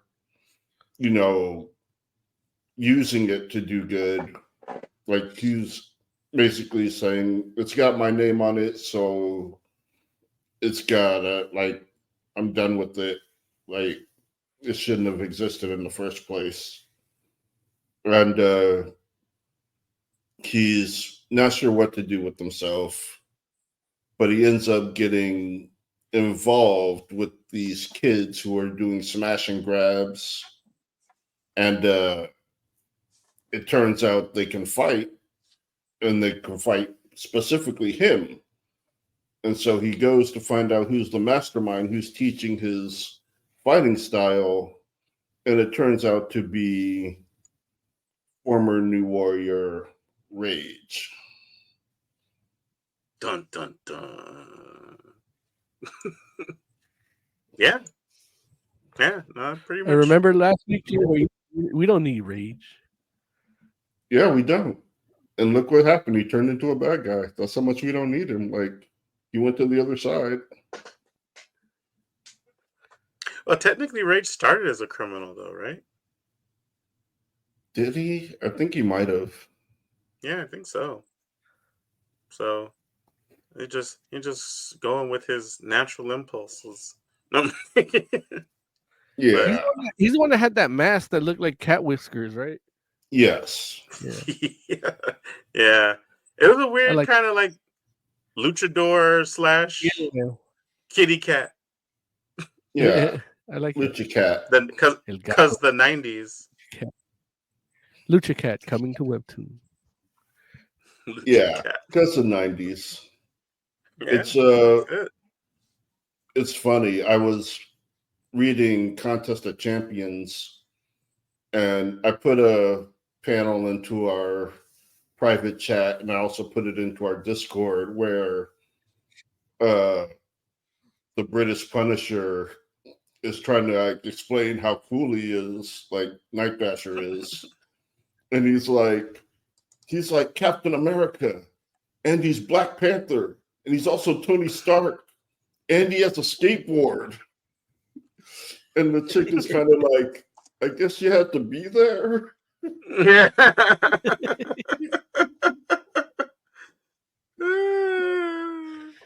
It's literally how we've been talking to Larry forever. Yeah. What? Because Larry hates Night Thrasher, and partly because he hates skateboarding. What? I don't hate Night Thrasher. No skateboard in this issue, though. Yeah, because it was there. Prone. They broke it. Yeah. He just didn't use it, but it was there. He got it smashed. Like he got it smashed over his back, so they could be like, "Oh, like I guess we can't have that next issue." And I'm like, "Oh, this fool had it though." He was like I'm sure he was mad as hell too. He was like, "God damn it, my skateboard! God damn it, not my skateboard! You son of a bitch!" You know how many kickflips? How much kickflips it survived to go out like this? Now nobody will recognize my silhouette. Right, that's a superhero signature right there. Right, they're like all of them. He's like 3/4 turn, so you can see the wheels. Oh, my dude. sticker. No, but no, honestly, Night Thrasher is not a bad character. It was just that he's like so steeped in the 90s that it was just like it's hard to it was hard to take him seriously outside of that. And like the books like Contest of Champions did a good job of like playing into that, but still making Night Thrasher like relevant for the time, where it was just like, Right. okay, There are like three yeah. specific scenes where everyone is just like, dude, you're the 90s. Like, Yeah. at one point, Elektra, as a dead shot, is like, look, this isn't the 90s. You can't just say backdoor and have machines do what you want them to do.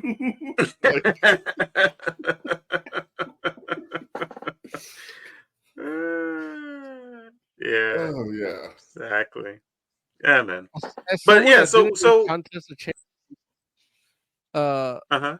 as someone that didn't read Contest of Champions, I felt like right where I left off, because last time I read him was him dying in Civil War or kicking off Civil War, and then he's back, and it's like, yeah, it's right back from because I guess Contest of Champions takes place in another realm, right? Or how's that work? Yeah, it's in one of the discarded realms from Secret Wars. Like one of the discarded realms leftovers from Secret Wars. And so like for me, it's like I read them and then I read them again, 15 years later. Right. No, like I mean, it is like that because I'm pretty sure, like, if I'm not mistaken, in Contest of like he actually mentions it actually in this book, which I don't know. Yeah, but it basically says like he got like plucked out for where he was supposed to die, and then he got sent back afterwards. And so I don't know that anybody's done anything with Night Thrasher since Contest of Champions. Like maybe, but I don't remember if that was the case. The last we see him, he's legit in. Damn, what was that team? He's in one of their towers. Like, hey, if it helps, like everyone's got memory loss because the collector didn't want them coming for him, and they're trying to figure out where they are. And Night Thrasher's like, well, if it helps, the last thing I remember is dying.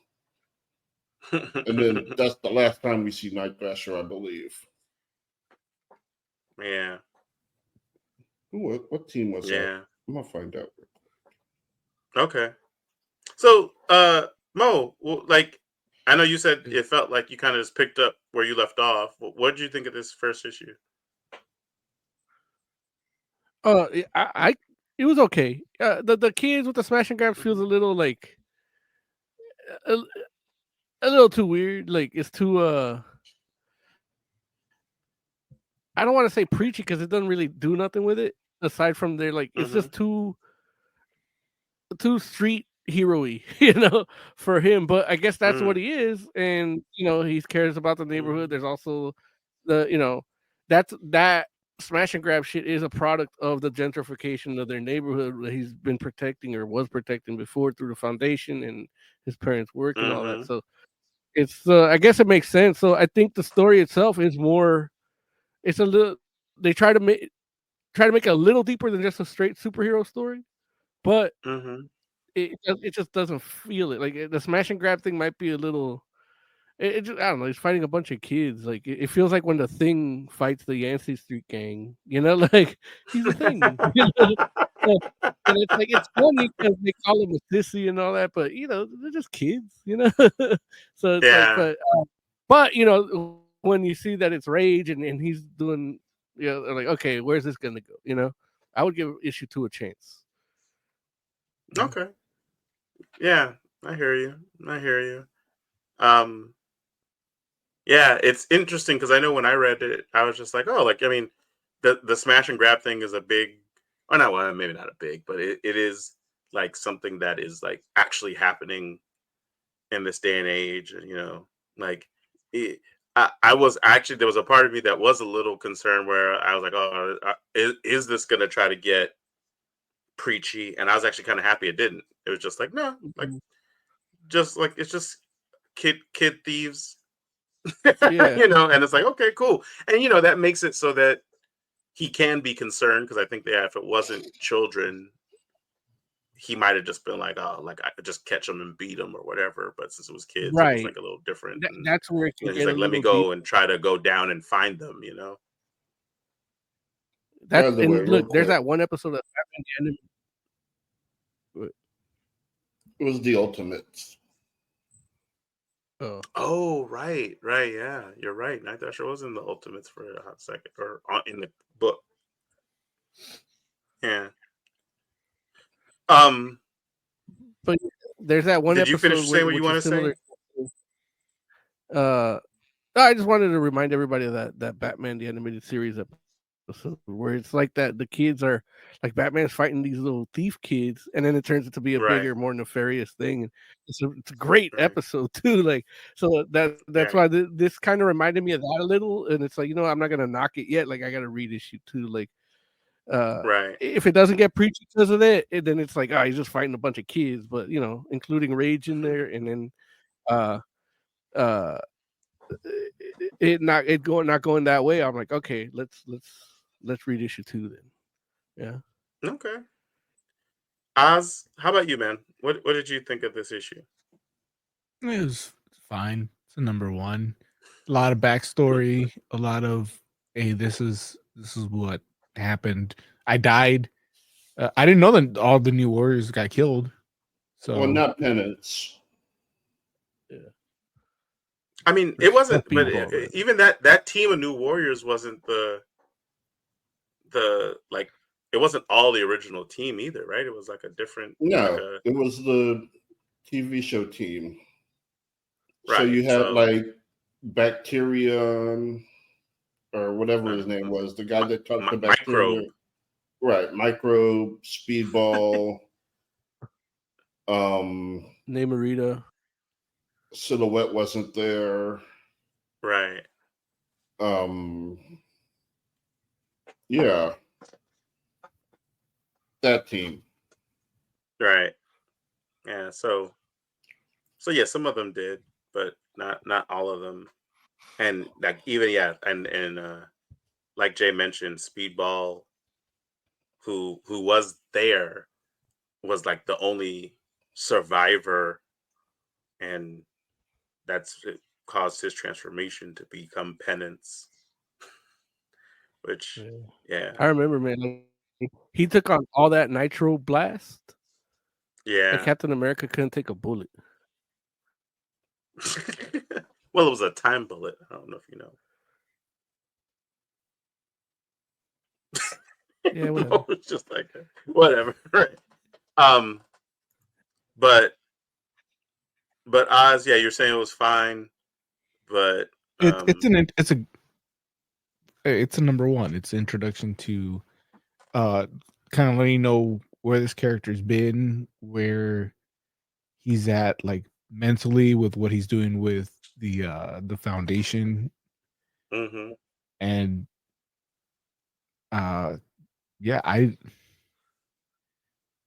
it's fine. I don't know why Luke Cage is the way he is. Maybe Luke that Cage. It has he, is that what he's been doing lately, or is this like something new? No, it's not Luke Cage. It's Rage. Now, the funny thing is, I know I was just joking, but I did used to do that. Like, get those two mixed up. Well, there is a design for Luke Cage, though, that does look like what Rage looks like in this book. And I don't remember for that. Was that an Ultimate? There might have been an Ultimate. It was Max Comics Luke.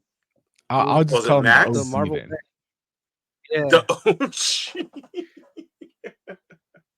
Right. No, I think you're right. I think it was the Max. So, yeah. And so it's funny because he has that chain that says Cage, like across his chest, the gold chain.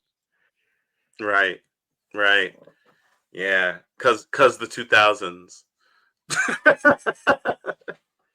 It's like all the eras have to have their signature. Yeah. Hmm? I had all the Macs. I have them somewhere, all of them, but yeah. Yeah, but yeah, OG, the OG is not a great name, but And they say that which in the book too. Like they acknowledge right, it. But it's yeah, it's fine. I even enjoyed the silhouette story, the backup, mm-hmm, because like technically, like nothing significant happens. There's not like a big battle or anything. It's two kids seeing their dad on his deathbed, but the mm-hmm, way it's done, it's a nice little short story. right. Like, I just thought it was cool. I don't even remember her brother, which I don't know if he was like a villain in New Warriors or what, but I was sitting here like, huh, like what was his deal again? Which I'm not saying I needed it for the story because the story was like you said, it was fine on its own, like that. But I was just like, I don't know, like who that is, and I can't remember. So, um, it's interesting with Rage because like Rage's whole thing back in the day was that he was like a kid that got like experimented on. So he looks like a grown man, but he's actually like a child in there. You know what I mean? Like it's like I think he was what was he 13 or 14 or something? Like Something Yeah. like that. yeah.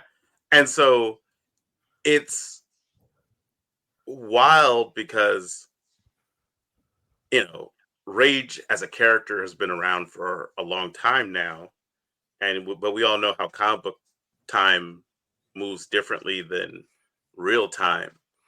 And so when I saw Rage here and the way he was acting and stuff, I was like, how old is this fool now? Like, like I'm like, is he? Because I feel like that's a factor. You know what I'm saying? Like, if this fool's like, yeah, me and my kid gang, because we're kids out here. It's like okay, and he's the leader because he's the big strong one. Like, that's one thing. But is this fool like an adult yet? Is he 18? Like, Yeah, is he 20? So how Is he long 26? do they say how that's his long Neverland was Ranch. dead? How long Thrasher was dead? Do they even talk about that? It's No. however long time. They don't give a specific time, but it's however time it's been in the in the Marvel in 616. It's been Right.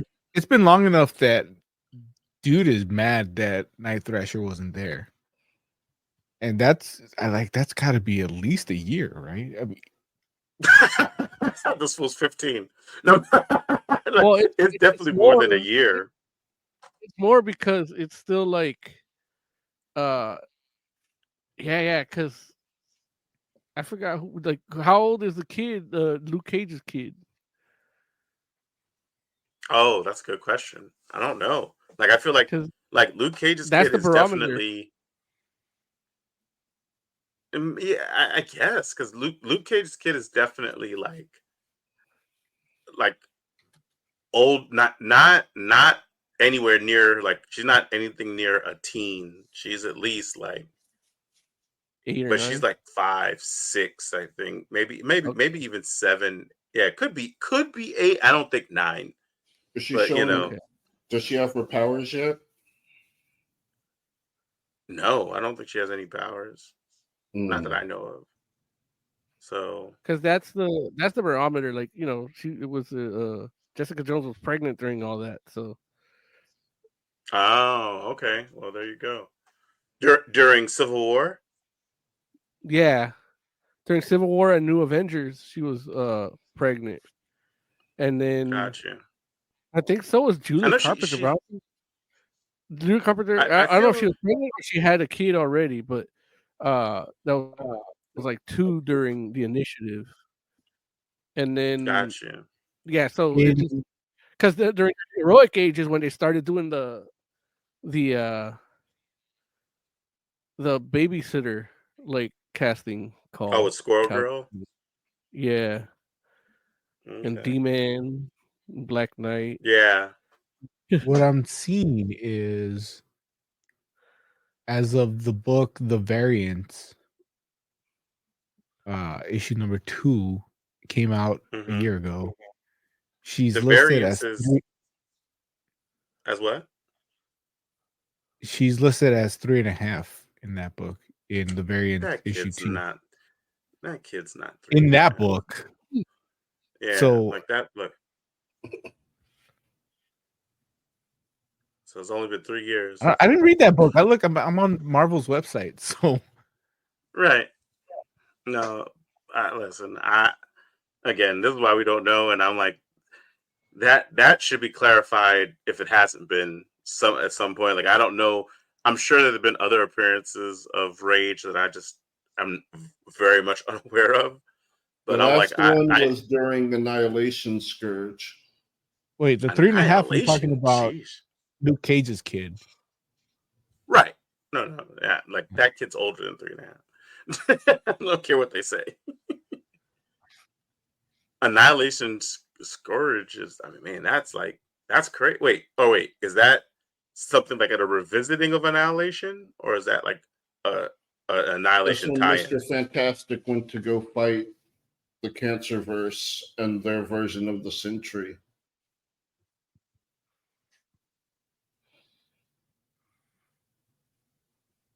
I'm not. Yeah, I'm not sure when. Like, what year is that came out? Don't know. I'm on the Okay. wiki. Gotcha. Yeah. So, but yeah, all this to say, Rage is probably an adult, even though he might be young though. Like he might only be like 19, 20, 21. Oh, he was in House of M too. Man, but still, like House of M is like the teens, right? Yeah. That's like 2016, 2014, 15, somewhere in there. No, House of M was like 2004. Oh, geez, is it that long ago? Oh my god. Yeah. It's only 10 off by years 10 old. years. Damn. No, I can't. Is 'Cause it really? I was reading it before I met you, Larry. Damn. But like, I only knew about it. I wasn't reading it till you let me borrow the House of M books. Man, that's crazy. Yeah, time. All right. But yeah, man. So now we're depressed. I We're know, gonna sleep on right. our swords tonight. Dude, I was like, and this is a tangent, but I was just rereading some of like the old books, like the old team books, and I'm like reading Nomad, and it's like copyright 2010, and I'm like, damn, that's like 14 years ago. Like Jesus, like, because I remember reading it and being at Larry's house reading it. And it's like, I'm remembering that time. That's when we were doing the shows at the kitchen table. And like, man, 14 years sure does fucking fly. Word. Now, for the record, I would like the record to reflect that when Jay says he's reading Nomad, he's not talking about Bucky Barnes. He's talking about friggin' Nikki Barnes. What is her name? Ricky Barnes, right? Friggin' Nomad from Nikki, like not Ricky. Nikki. Nikki Barnes. Her name doesn't matter. But it does. From the Nomad from Heroes Reborn. Nomad, which eventually she did end up, I think, in the 616, which again is a long history of characters that end up in the 616 that have no business being there. Where it's like, jeez, why? How many Nomads are there? There's a lot of Only there's one at that least 3 or counts. 4. No, well, that could be true, but it's not the one you think, Jay. Pretty sure it is. No, it's not. No, it's not. Oh my god. There's one from the Thieves Guild, right? The dude from the Thieves Guild. I've seen Jack Monroe, Ian Rogers. Yeah. No, there's a few, because I feel like there was one. Wasn't one of the people called Nomad in what's that joint? The team that they had Spectrum leading. Damn it! It was the funny book. Which one's the Nomad? West that Coast has the Avengers? sunglasses? Not West Coast. Great Lakes Avengers? No, it's not. It's not Avengers. It's the one that the team with Spectrum and Machine Man and the Captain. West Oh, Coast the Agents of Hate. Avengers? Agents of Hate. That's what it is. Yeah. No. Yeah, it wasn't mean, like. Don't get me wrong. mm, Spectrum was a leader of the Avengers, but she was a leader of like the main Avengers, not West Coast Avengers. In I gotta any get those case, Agents of Hate. we should say Night Basher. Back to Night Basher. Sorry for derailing. I don't know how much camera. It's written by Jay Holtham, drawn by Nelson Danielle. I think you're right, Danielle.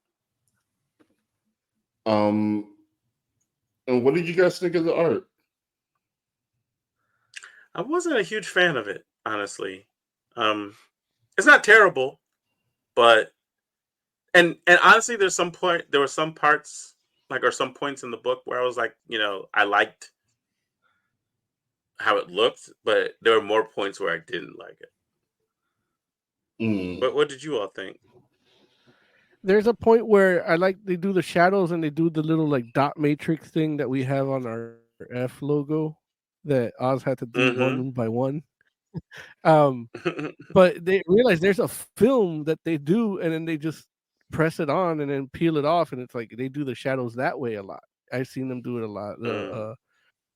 Jock uses it a lot, and like Matteo Scalera too, and Riley Rosmo. And now there's a plugin for you could do it. So like, man, maybe we need to redesign the logo. But either or, they did it, and it didn't look as impressive as other stuff. But it wasn't bad art. The art was serviceable, and the story was good. It moved the story along. So I'm not it's knocking it as it sounds. I'm not trying to knock it, but it was serviceable art, and it was a little had a little consistency issues, but very minimal. But either way, it was serviceable, and it really moved the story along. So I can't complain about it. And that I can agree with. Like, I feel like, the drawings themselves weren't necessarily my particular cup of tea, but they definitely did the job in telling the story. Like, there was no and that's something that it always bothers me and baffles me when I see like an unclear panel where I'm like, I don't know what's happening, or when a panel comes and it's like it feels very, very disjointed from like one panel to the next. Where I'm like, well, how do we get from this to this? Like, it's like, yeah, my imagination fills in some gaps because that's what comics do. But it's like, what in the world are we doing from here to here? Like, what happened? So it's like none of that did happen in this book. Yeah. So what about you, Oz? How'd you feel about it? First of all, I need to read me some Jack Monroe Nomad books. This dude looks badass. Fucking Snake Plissken looking motherfucker. Guy with the long hair. Yeah, I love that got guy. like the big shades and there's one with a trench coat. Man. Yeah, they were saying they used to be like when we were kids. We used to say he was Gambit's brother, but I don't think they're brothers. But they are enemies. Yeah. Art wise, it's fine. It's good. It's fine. I don't have any complaints. Okay. Well, there you go. Wow. Look, I don't know if I've ever heard Oz say that before. Well, no, it's a main Marvel. Well, I don't know if it's a main Marvel book. It's a Marvel book. It should look like mainstream comic book should. If it was bad art, then yeah, I'd definitely point it out. But it was on par, if not a little bit better than what it should be. Okay. For a big two. There it is. Gotcha. I agree. Okay. Well, there it is. All right. Well, look, should we rate Night Thrasher? Yes. You guys ready? Yeah. Okay. All right. Jay, what'd you think of Night Thrasher #1, buddy? I just love that we have a Night Thrasher book right now. Right, because Jay 5 gets out of whatever he 5. wants. Right. like wait till you read Silhouette #1. Oh my god. Oh No. my god. Dude, that would be Uh, awesome. uh, I love Silhouette. Oh yeah, listen, we know.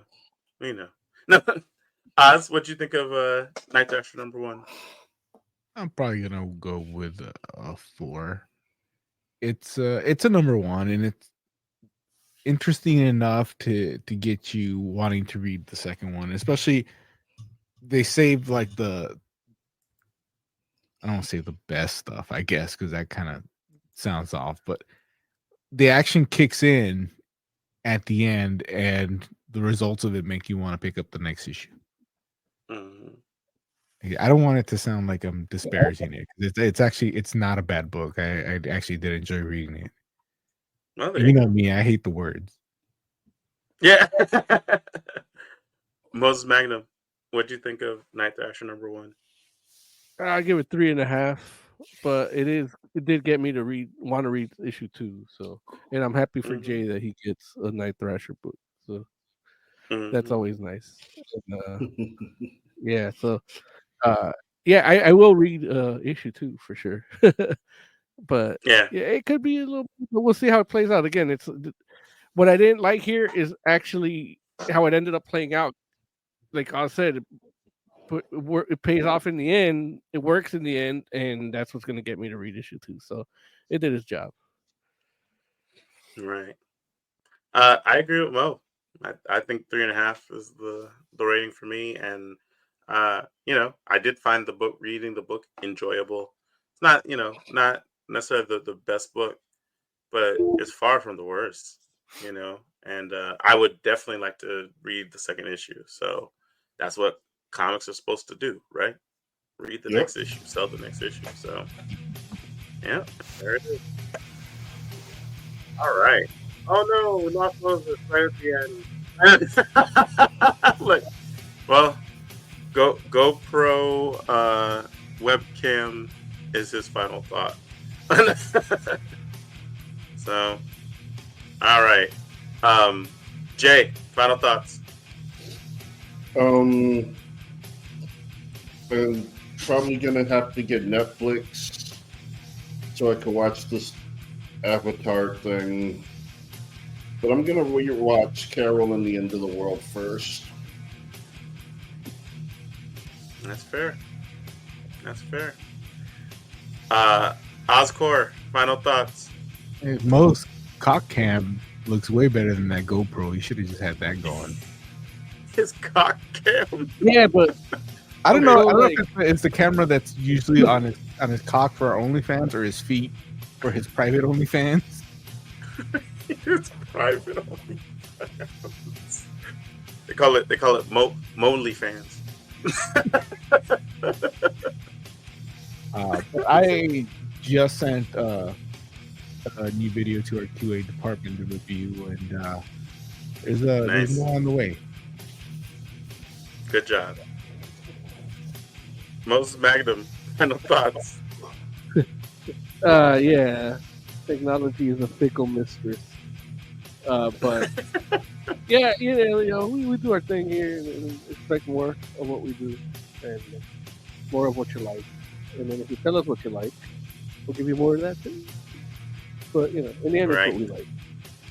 So yeah, I'll give. So like us, subscribe us, and hit the bell. There it is. Did we run out of music? Hey, we did. We've run out of audio. That's what happens. But here, bam. Thank you. Thank you for hanging out with us. We do appreciate you. We'll be back next week. But until then, we're the Fantastic Forum. Good night.